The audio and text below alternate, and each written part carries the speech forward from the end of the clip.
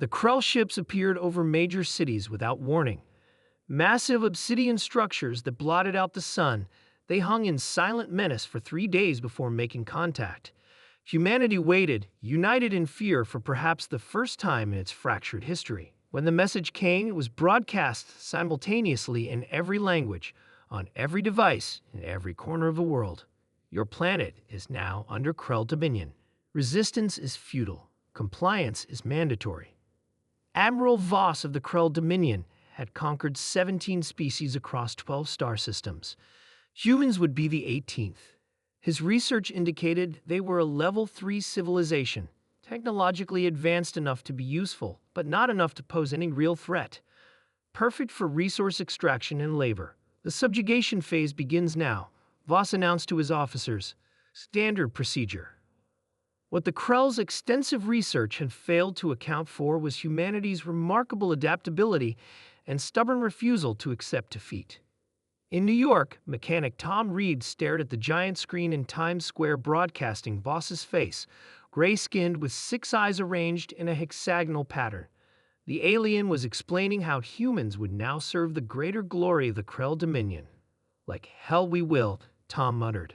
Within hours of the Krell deploying their first wave of automated collection drones, sleek machines that rounded up humans for processing, people began fighting back. Not with military might, which proved ineffective against Krell technology, but with ingenuity.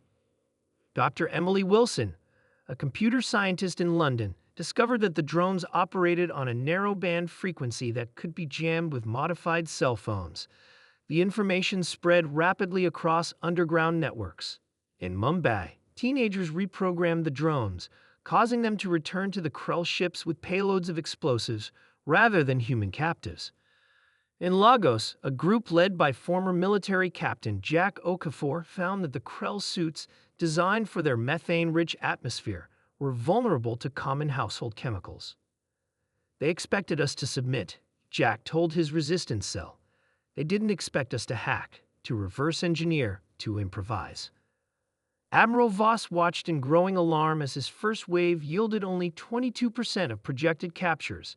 His second-in-command, Officer Drek, suggested immediate escalation. These humans are more problematic than anticipated, Drek reported. Recommend immediate deployment of compliance units. The compliance units, massive bipedal machines piloted by Krell soldiers, descended into major population centers. They were designed to instill terror, towering 3 stories high with weapons that could level city blocks. But humans had been preparing for this moment since the first alien invasion movie was created. People worldwide had been planning, communicating, organizing. Professor Alex Green, a retired physicist in Sydney, discovered that the compliance units had a critical design flaw. Their joints were vulnerable to concentrated microwave radiation. Soon, modified microwave emitters were being distributed to resistance cells globally. Maria Lopez, a network engineer from Barcelona, hacked into the Krell communication systems, intercepting their battle plans and deployment schedules. They think in straight lines, she explained to resistance leaders over a secure channel. Their tactics are predictable because they've never encountered a species that didn't surrender after the first wave. 3 weeks into what was supposed to be a routine planetary acquisition, Admiral Voss faced an unprecedented situation. Failure. I don't understand, he told his war council. Their military technology is primitive. Their spacecraft can barely reach their own moon. How are they doing this? The answer came in the form of a coordinated global counterattack. While the Krell had superior technology, humans had creativity, adaptability, and a fierce love of freedom. They'd also had the home field advantage. When the Krell landing ships descended to establish permanent collection centers, they encountered ingenious traps. When they deployed their atmospheric processors to make Earth's air more suitable for Krell physiology, humans sabotaged them to produce compounds toxic to Krell biology. The turning point came when a team led by Dr. Wilson and Captain Okafor managed to capture a Krell officer. From him, they learned about the neural implants all Krell soldiers use to enhance their combat capabilities, and more importantly, how to disrupt them. 2 months after their arrival, the Krell faced a humiliating reality. Half their fleet was damaged or disabled. Their ground forces were in disarray. Their communication network had been compromised. Admiral Voss received a transmission from the human resistance. Tom Reed's face appeared on the screen, smiling slightly. "Here's our offer," Tom said. "Leave now, and we won't follow you home. Stay, and we'll show you what humans are really capable of."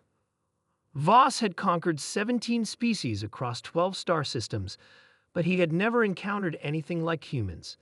Their resilience was remarkable, their ingenuity terrifying. "We must regroup," he finally announced to his dejected officers. "This species requires special consideration." As the Krell ships retreated from Earth's atmosphere, humanity celebrated its first unified victory. But they knew this was just the beginning. The universe was vast and likely filled with threats. "They'll be back," Dr. Wilson said as she watched the ships becoming distant points of light. "Or others will come, and we'll be ready," Tom replied. In the aftermath, humanity took the recovered alien technology and began to understand it, adapt it, improve it. United by their shared experience, nations pooled resources and knowledge. Among the stars, word spread quickly. The small blue planet in the unassuming solar system was not to be trifled with. Its inhabitants might look harmless, but they were anything but. As for Admiral Voss, his report to the Krell High Command contained a simple recommendation: classify humans as a level 5 species, extremely dangerous, approach with caution. Humanity, it seemed, had earned its place among the stars not through peaceful contact, but by refusing to bow to those who would enslave them. And in the grand tapestry of galactic civilization, that made all the difference.